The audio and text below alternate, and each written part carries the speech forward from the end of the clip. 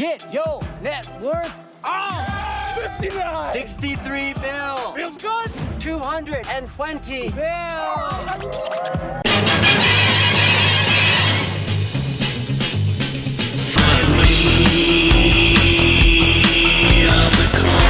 We are the cult lords.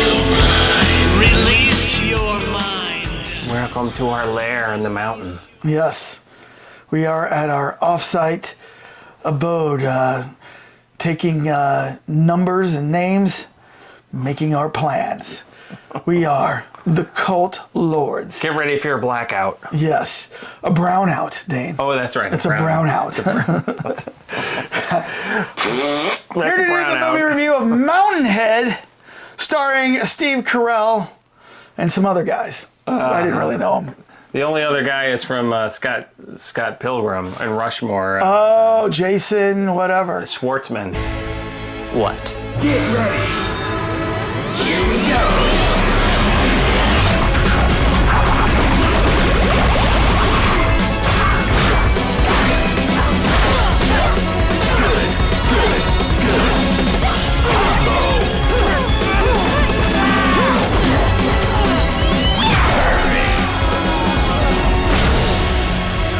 He was getting Rushmore. Actually, he's in all of Wes Anderson movies. I think he's That's the true. only character. He might be one of two. Is in every single Wes Anderson movie. Well, the new one that's coming out is called The Phoenician. We'll have to see if he's in that one. So, all right. If you're new to our channel, thank you for stopping by. We do reviews, trailer reactions, and some other bits and pieces of things that you can find in our playlist.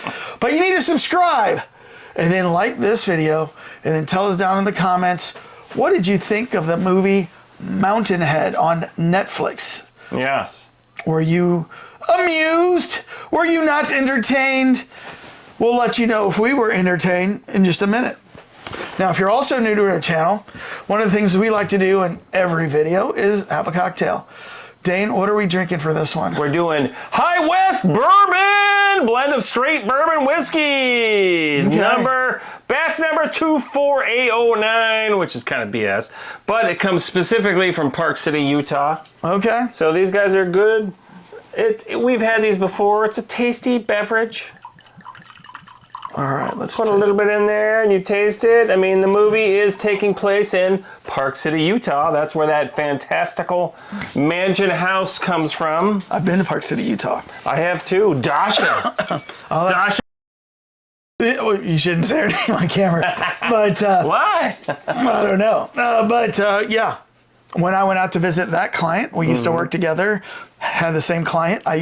Went out to Utah and I went to Park City. So, yep. Yeah. All right. So, this is good stuff. Thank you for pouring that. Yeah. Enjoy responsibly, it says. All right. Like anything else. Now that we got our drink on, tell us what you're drinking, Cult Lords viewers. Tell us down in the comments if you're drinking anything special right now. I want to know if it's carnation chocolate or strawberry. It's carnation breakfast. Same joke, never gets old. Carnations. All right. So one of the things we like to do is get a pulse of what people have thought about this. Now, this movie's only been out for like a week and a half maybe. So what do you think, Dane? I'm sure you haven't gone to Rotten Tomatoes for this. No, I have not. What do you think the critics... I don't want to be tainted. I don't want my taint to be corrupted. Yes. Wait, is that a thing? Yeah. You don't want tainted love. I don't. So, all right. So tell me, what do you think the critics gave this? The critics gave this a 75. 75. What do you think the audience gave this? 85. 75, 85? Well, Dane, you'd be wrong. Oh, what? Because that never happens. The critics he gave says it sardonically. Critics gave it a 79. Ooh. And you said 75. Yeah. But then you said the fans gave it an 85 or whatever. 85, I think you said. Well, the fans only gave it a 30%. Oh my God. 30%. Holy mother of invention. Yes. So, knowing that now. Wow. Can I change my score? No. Now it's Netflix has been waiting to see what the Cult Lords think of this. Man. So. I mean, Netflix, you don't know what kind of taste you're about to enjoy here when the Cult Lords reveal their scores, because you're either running out of business, or you're going to be publishing something else. Well, let's see what we thought. All right. So on the count of 3, a 1, a 2, a 3. 8.2, a new Strangelove. Yes. We are just pawn 7.1. All right. So I guess... Right. 1, 2, 3. Oh my God! Is that the end of the world? Hey, what about Major Kong?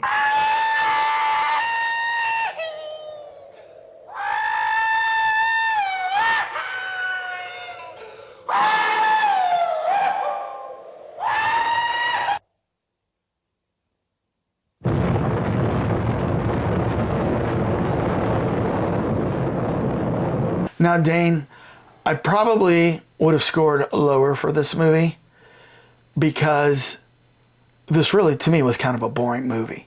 Very slow paced and kind of boring.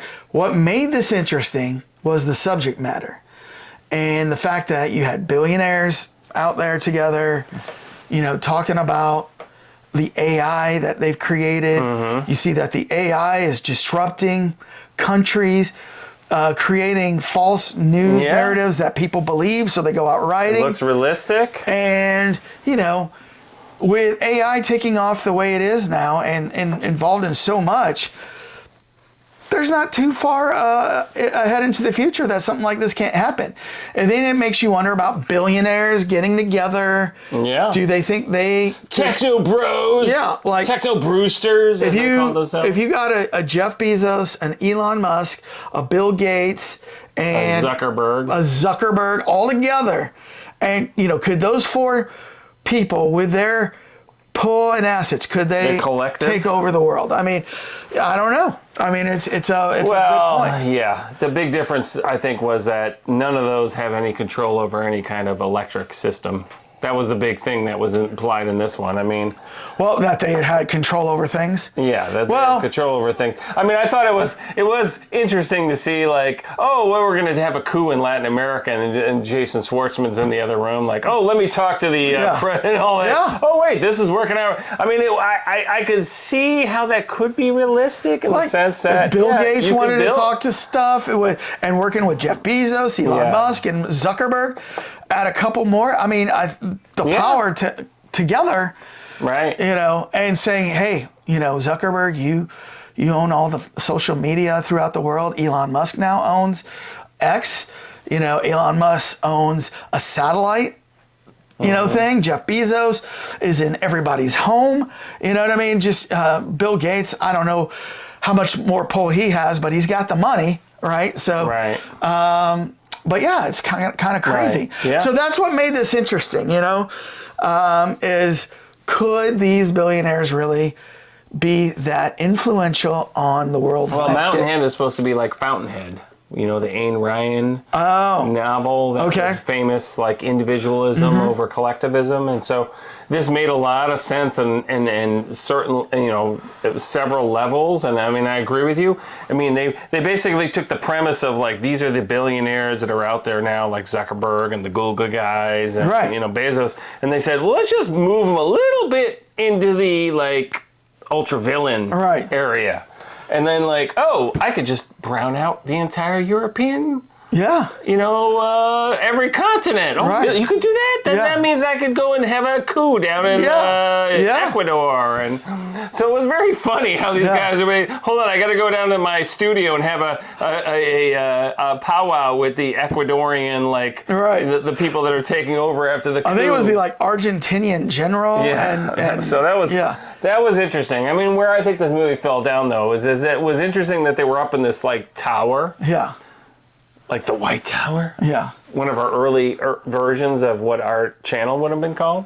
Remember that? The White Tower? It was, no, the Ivory Tower. The Ivory Tower, right. That was my idea.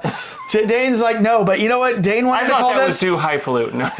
You know what Dane wanted to call this channel? Sexy Beast. And I was like, no. That's right. I was like, no, you cannot call it that. And then so we both came up with Cult Lords, right? Yeah. I don't know how we did it. I don't remember how that one came out of there, but Sexy Ivory Tower. Yeah. But I thought that they did. What was very intelligent about this is that they got all like the techno jargon. Right. And the thing is, they did.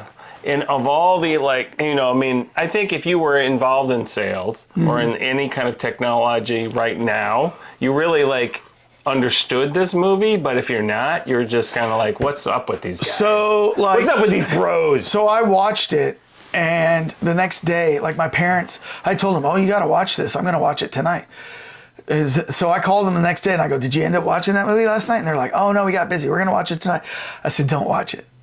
I go, this movie is not for you guys, right? And it isn't really for them. I mean, they wouldn't get a lot of it. I mean, they would understand, AI and trying to take over the world. Like my mom, I still have to try to explain to her how cryptocurrency works because she can't understand that. In her mind, she's like, how do you have money without the bank? You know what I mean? And stuff like that. And then I tell them about mining crypto and they're like, how do you mine it? How do you mine? That makes no sense. You know what I mean? So even I have to read up on that. I mean, it's totally convoluted. Yeah. And unfortunately, there's a lot of people like NFTs that are like, oh, well, that sounds great. And there's a hype around it. So I must need to invest in it. Right. But literally there's nothing in the background. Well, there is for crypto. That's why it's still going strong. And, more and more governments around the world are getting into crypto. So, and crypto, it's an interesting thing. I mean, it actually makes a whole lot more sense than you think it does. But, who's going to govern it? Nobody governs it right now. So that's why some countries like the United States are talking about having an American cryptocurrency, that's backed by the American government. Whereas China is going, I don't know why we're even talking about this, but China's going away and investing in gold. Just letting you go. Yeah. but this all comes down to, once again, the future of technologies and what it's gonna do and what AI does, right? In fact, today I tried to call my credit card for something where I had 2 accounts and I had moved some money over and it wasn't showing that. And then when I tried to go to the website, it said, this account has been deactivated. So I called and it kept bouncing me around to AI people. And I kept saying, I want to talk to somebody. And then it would go, hello there, JR. This is your AI helper. They even said this. Told you that? Yeah, they go, this is your AI helper for, XYZ I thought company. you just kept changing the accents. Oh, my God. I go, I want to talk to a person. Oh, well, if you would just plug in your account number, I will see what I can do. Then I plugged that in, and I kept going through a circle. Worth enough money to get me to a real It was person. horrible. Finally, I got to a real person, but it took over 30 minutes. Oh, my God. Because it was AI. And we're all in for that. We're all in for that. Unfortunate thing. Yeah. So I mean, if you're looking for a job or anything, it's all AI based. I've done an interview before with an AI system. And you know what? You're like, oh, and then you have to wait for the pause. Yeah. Oh, really? Well, and I don't know if you heard this, but the company Workday? Yeah. They have been sued by the federal government because their recruiting portal, which a lot of companies use, and it's all AI based, and people submit resumes. This thing they found that it was ruling out people over 50 automatically. Wouldn't submit the resume. Dang, man, I wish I could be in that category. Yeah. And wish we could be in that category. Yeah. So the AI, they're saying that Workday's AI is ageist. And they were suing them. And so the federal government is, right? I understand. I mean, that's a big thing with our population, especially with the younger generation. They don't understand that people our age, in their 40s. 39. So go ahead. People in their younger years You know, we have a lot to contribute for the last. I mean, you know, the average age in the United States was supposed to be 77 originally, and now it's got to be like 97. I mean, people are living. You mean working. like the average lifespan? The lifespan or the you know, whatever. I think the average age overall. I don't know from an insurance standpoint. It's kept moving, but I mean, you know, you hear about all these people that are still working into their like 80s and 90s. I mean, Betty White was what, 90?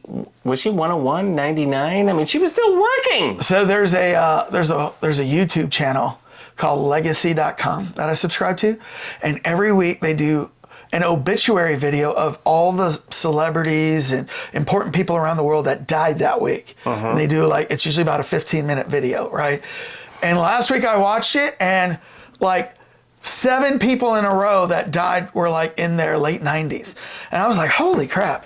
Like, this person was 95. This person was 97. I was like, a lot of people are living to their 90s now and close to 100. Yeah. So, yeah, you're right. I mean, it's, you know, and it's not that they're living that long. It's that they're working up until that point. Yeah. And so, you know. So when I watch this show and these guys, these techno 4 bros, guys roasters are making all these decisions about what's going to happen in the world, that's where I felt like, oh, you know, even though you think your life is significant, you're but a pawn to like other people's wills and whims, you know, according to this scenario. Right. And you know what? I bet we are pawns in many ways that we don't even know. And it goes on and on. The good old game of war, pawn against pawn.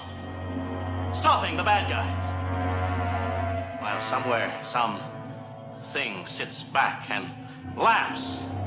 That is the beauty of this movie, is that it glossed over, it ignored the fact that who's on the other side.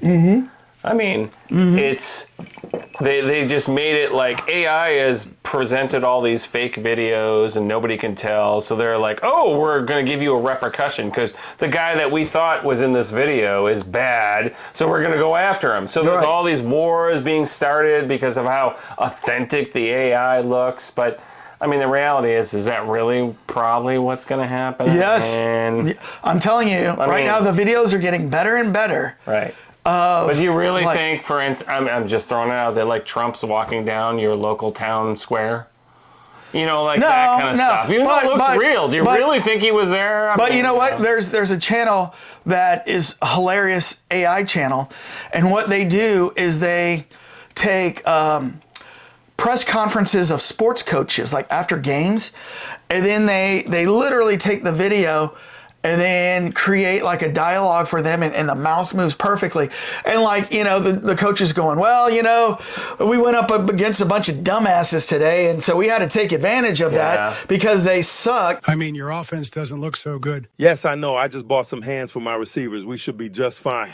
Good luck with that. Like, coaches would never say that, right? But it looks so freaking real. Well, and that's just the beginning of this thing. And to a lesser degree of it, we did a trailer reaction to the Snow White stuff. Yeah. And I showed it to my parents, and my mom was like, oh, did they really say that? I know. And I'm like, I know. oh my God, it's fake. Yes. It's Samuel L. Jackson dressed up as Snow White, saying like mofo and all the other stuff. But I'm just telling you. But that generation will believe whatever is put in front of them. I mean, but that's the problem. even like the newer stuff is getting closer and closer to realistic. Yeah, Trump's not walking down your hometown street with buff muscles. Like, you know, I've seen some of these things. He's not a Jedi. Have you ever seen him like where it's like him somehow it's always and Joe Biden like are like coming up like they're WWE guys, you know, about to fight each other. It's like ridiculous, but you know.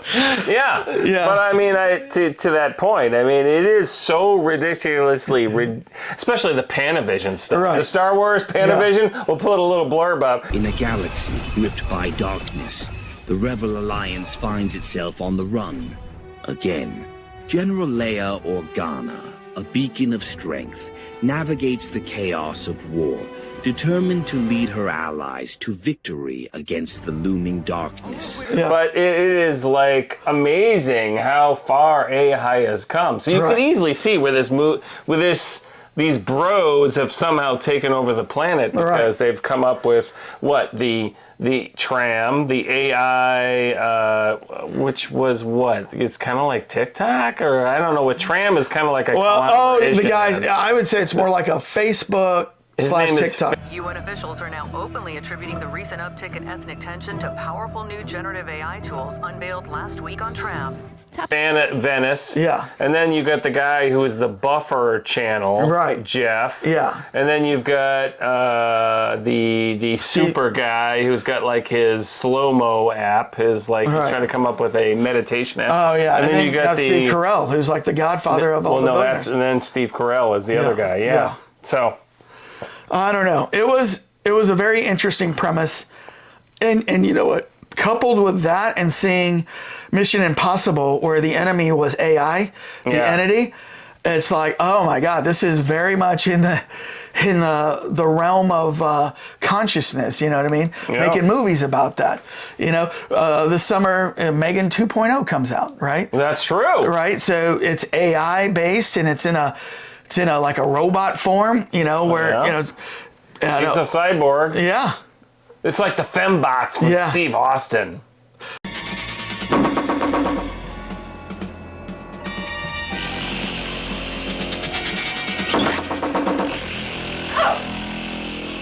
The Steve Austin fembots or the Austin Power fembots? There's two of them. So. There's two of them. I don't know. I forgot about that. Yeah. Bring in the fembots!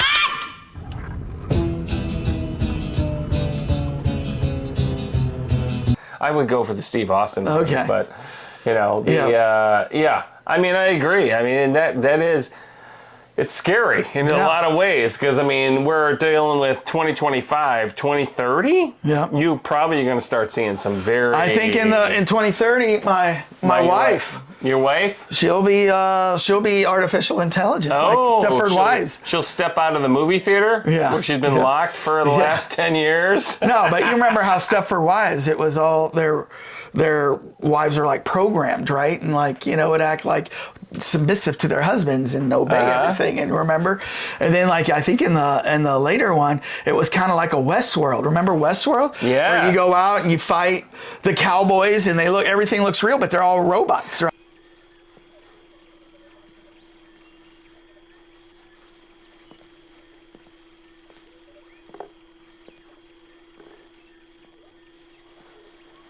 What's his problem? Nothing. He got shot up today, so we're taking the opportunity to replace the visual cortex.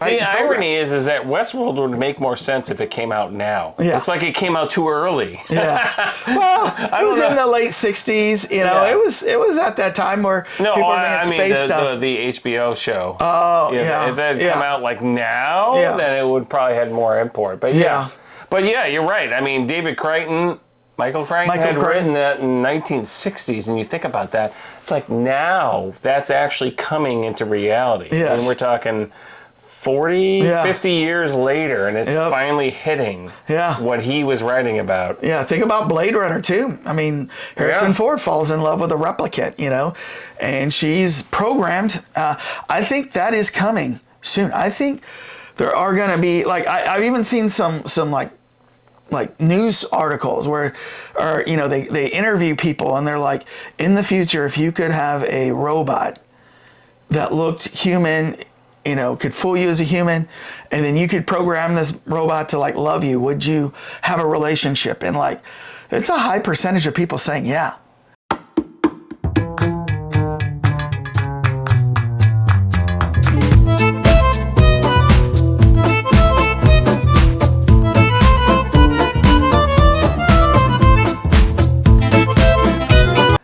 So if that comes and people stop having relationships with other people and having relationships with AI, kind of scary. So end of the human race. Possibly. Yeah. I mean, if like human women want to go with sexy AI, like what's his name? What's the famous guy with the long hair? Fabio. Okay. Yeah. So I mean, that is true. I mean, that's the one thing Isaac Asimov didn't write about was like, what happens if AI, like cyborgs or he wrote laws. He wrote a law. He wrote the 3 laws. Yeah. Like you don't kill a human. You don't try to kill yourself. Always obey a human unless it violates 1 or 2. Mm-hmm. So So yeah, I mean, where do we go with that? Is anybody putting those rules into the AI? No. So that's where you worry about a Terminator, situation where Skynet goes live, and then nukes the world.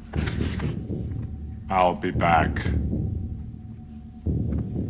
Right? And that was in Mission Impossible. We reviewed that earlier. But in this, to your point, in this particular thing, the irony is that the 4 guys got together and they all agreed we need to kill the one guy that's not going along with the vision. Exactly. And it's in one way or another, kind of like, hey, I can't. There was a lot of funny things in this movie. You're like, oh wait, I can't take a sauna in them more. Yeah, like he might have a ghost in there. Don't burn him on fire because I will still live in this place and I can't take a sauna without thinking about that in there, or the dropping the bowling ball on him, or it was a lot of like very funny like. And then they had lawyers show up, like in the middle of the night out of nowhere in Utah, so they could sign over his IP to the rest of the team. His deal to get out of the sauna, or he'd be gassed. Yeah, and then he's like, at the end, he goes, well, I still want to give you these gifts that I brought. And it was like bottles of whiskey or something like that. With their faces on them. These highly personalized gifts. Yeah. Yeah, I mean, I found it was entertaining. I mean, would I watch it again? No. No, it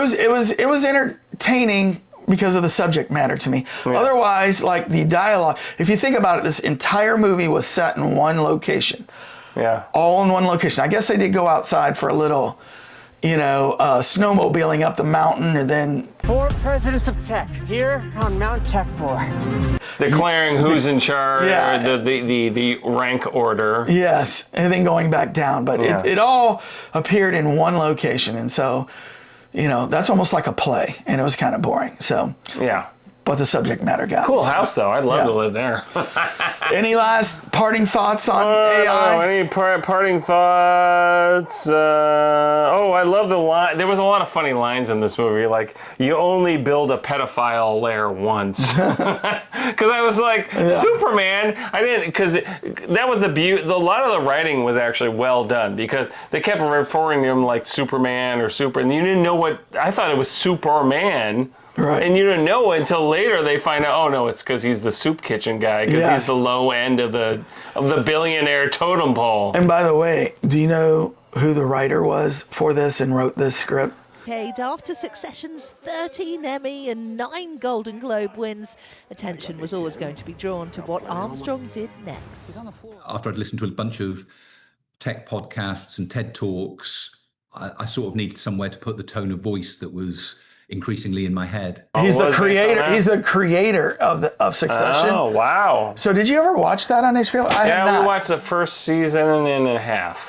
Was it? I mean, was it good? I never saw it. It's okay. Well, I mean, it's another one of those shows where it's like interesting characters that are all talking. It's very similar to the way this one was done, but more at a global scale. Gotcha. So, this one, it's obvious that to what you said earlier.